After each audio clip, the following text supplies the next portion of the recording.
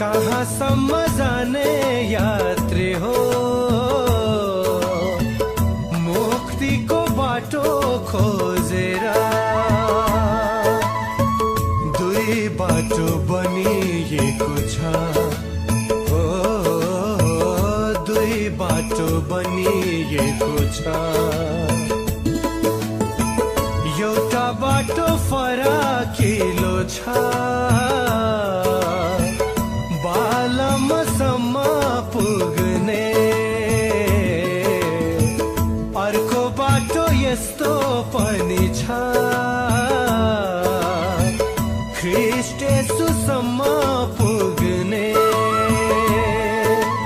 कहाँ जाने कता जाने निर्णय गर, हो कहाँ जाने कता जाने निर्णय गर, हो।